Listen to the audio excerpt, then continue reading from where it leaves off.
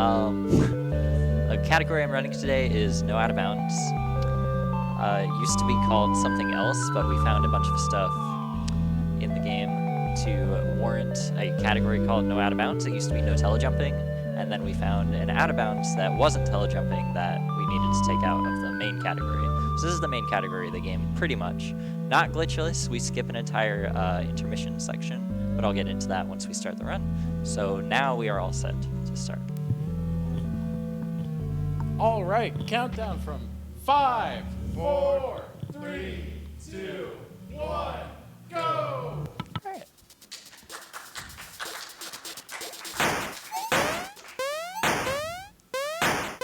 So yeah, this is V6. This is a platformer made by Terry Cavanaugh in like 2010. There's about an hour's worth of tech I could talk about in the run, and we have about 10 minutes to get through all of it, so I'll try and do my best. The first thing you need to know is our route. So the no out of bounds route, oop, I'm down here and I shouldn't be. The no out of bounds route, there's a couple different ones you can do. First I need to hit this checkpoint. The one I'm doing today is called Tower First. So there's several levels in the game that you can do in pretty much any order. And normally people go to the space station first and do that, but if you go a little bit out of the way to activate a teleporter for the warp zone, which is the level I'm going to right now, and then you death warp to go back to your ship at the start of the game, then you can save a few seconds that way.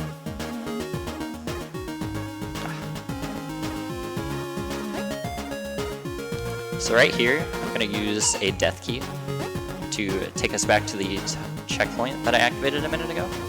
And now we're on the overworld, and we're just headed to the actual tower level. So this is the first level we're going to do. This is the level most people associate with V6, the game. It's the most iconic level. It has most people's favorite music. There you go.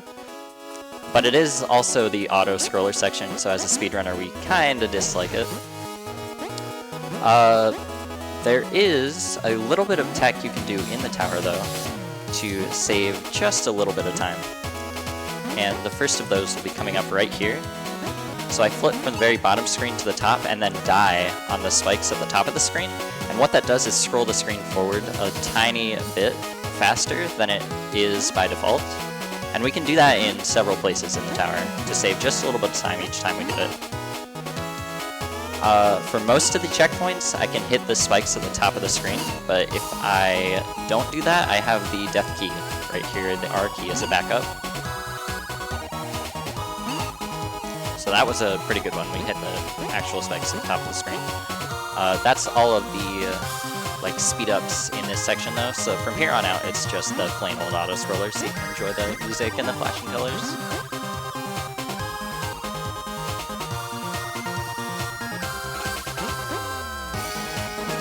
Tight sections. The main conceit of the game is it's a platformer, but instead of having a jump button, you have a flip button. So you can go from the floor to the ceiling, or the ceiling to the floor. But once you've committed to a flip, you can't flip again in midair. You have to be touching ground or ceiling in order to flip. So now we're going to rescue our first crewmate here, Vermilion. There's a little bit of mashing in the game whenever you talk to your crewmates. We have 4 crewmates to rescue in the overworld, and we're supposed to rescue a 5th crewmate at the very beginning of the game.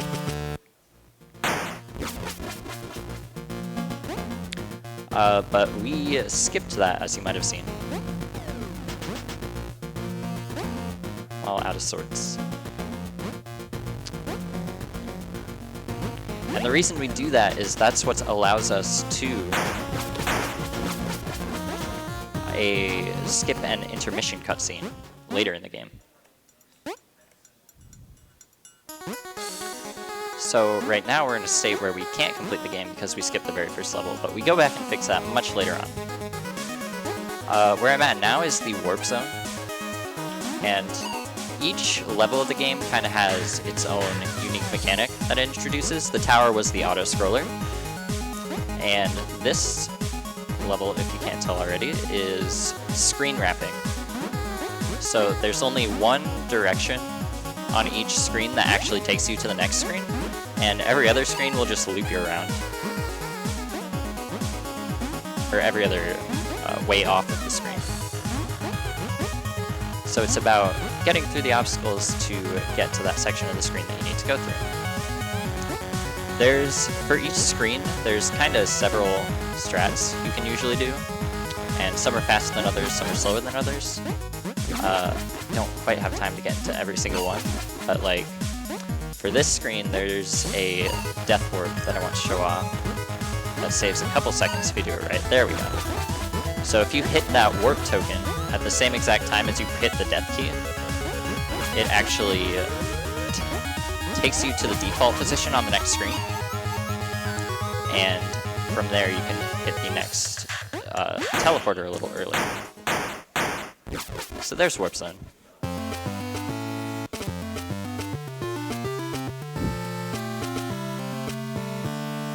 So from here we go to Space Station 2, which, as I mentioned, is the level that most people do first in this category.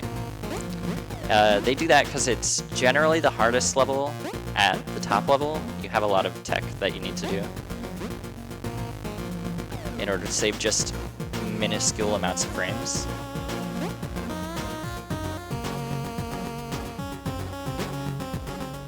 Just getting there now.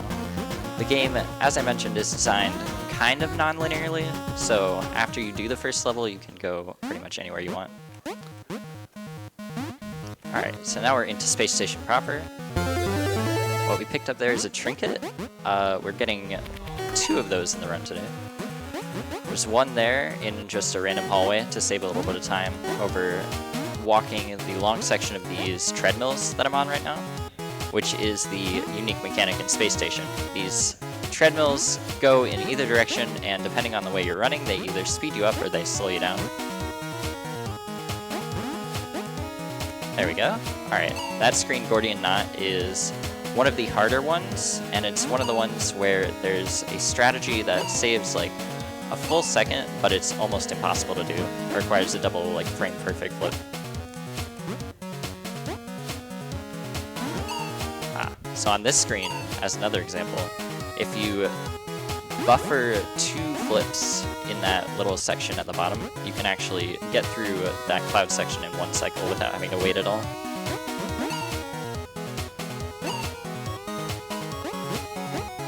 There's just so much tech in the game that it's kind of difficult to describe. Buffer flips, for the record, are times when you can hit the flip button before you're actually touching the ground or the ceiling, and it will store your input, and you can flip the first frame you touch the ground.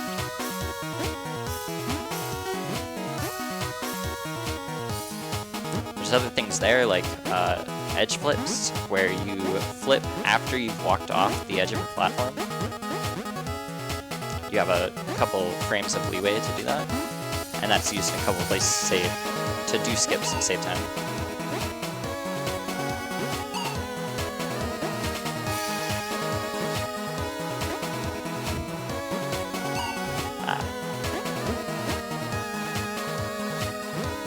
One of the struggles with that particular strat in that room is you usually don't hit the checkpoints. So sometimes the checkpoints are kind of well placed in a casual playthrough, but sometimes in a speedrun you skip several of them at once, so if you die you just get sent back to multiple seconds.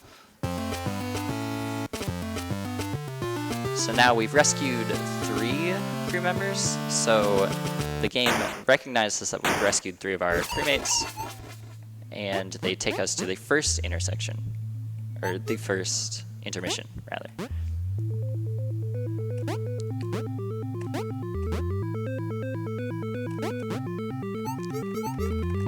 You may get the basic conceit by now. Your crewmate follows you whenever you're touching the ground, and he does not follow you when you're touching the ceiling. Lots of mashing in this intermission too.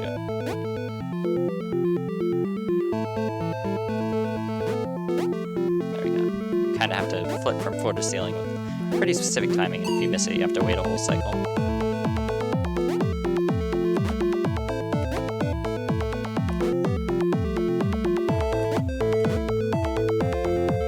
There we go. Just kind of edge along. Alright. The next screen is also one of the more infamous in the game, because people can spend multiple minutes here without really understanding what to do. But it's as simple as that. The trick is to realize you can't be doing the same thing as your crewmate. There's a trick to that room too. You just go at a very specific time for the platform.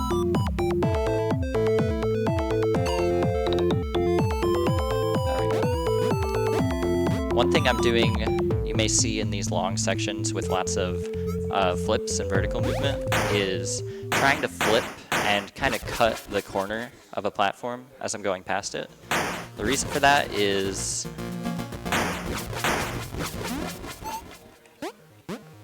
just have to take care of that. The reason for that is you kind of accelerate from a stop if you walk off of a platform, but you start moving immediately if you flip. So you want to flip instead of walking off of edges as much as you can. So you may be wondering why there's a giant level complete banner on top of my screen. The reason for that is I finally fixed the problem of skipping the very first level. After you do Space Station 2, you can go back to a teleporter that you passed by in Space Station 2 that takes you to the very, very end of Space Station 1, and it's super convenient. And then after you do that, if you take that teleporter back to your ship, if you take the teleporter back to your ship, it thinks that you are about to complete Space Station 1, and you can cancel that by dying on the first frame you get back to your ship, which I can do by just holding the R button. So it looks really complicated, but it's pretty straightforward. So now we're in the final main level section, which is the lab. See our good buddy Vermilion there waiting for us. There we go. If you die at all in the lab, that level complete banner disappears, which is unfortunate, but it also makes it easier to see what's going on in the level. So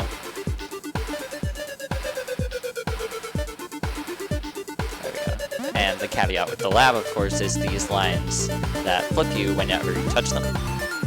So I use and abuse those pretty creatively in some of the screens to move on to the next area. So we have our final crewmate here. And now that we have all 5 of our crewmates,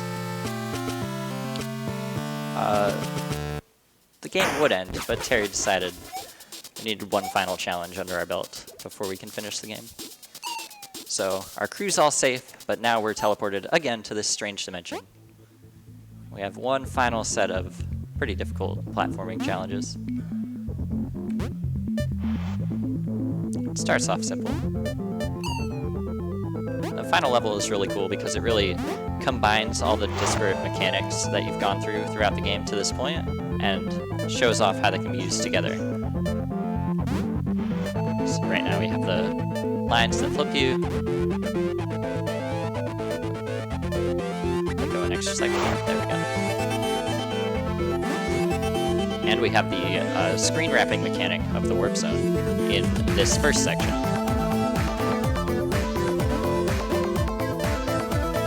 That'll go away fairly shortly on this screen. So we talk to our monitor here. And we actually die there in the middle of that dialogue in order to save just a little bit of time, not having to go around the spiral again.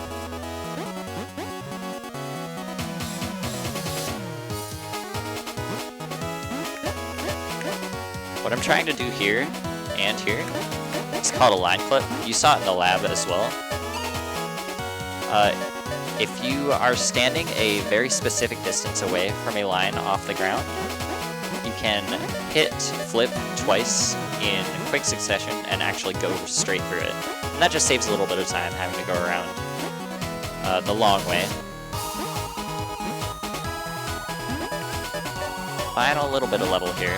We have the scrolling that you saw on the tower, but with much more difficult sequences to get around.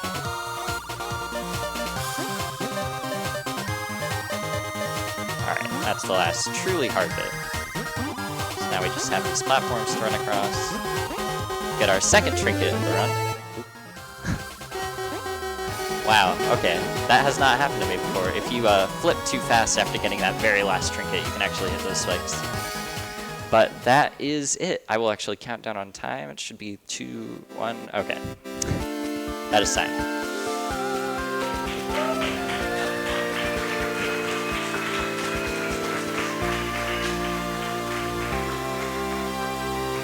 And yeah, that's V6. I was a couple seconds late on the timer. I was a couple seconds late on the countdown, don't worry. Okay. So yeah, that's V6. Like I said, the run's been around for a while, and there's just a ton of tech to try and get into. So if it was hard to follow, there's plenty of lovely people in the speedrunning Discord for V6 that can explain it much better than I can.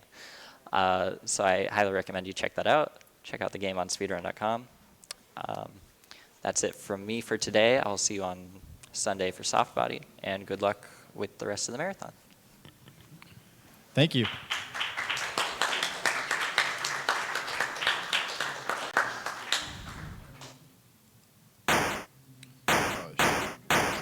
Where is your end? There it is.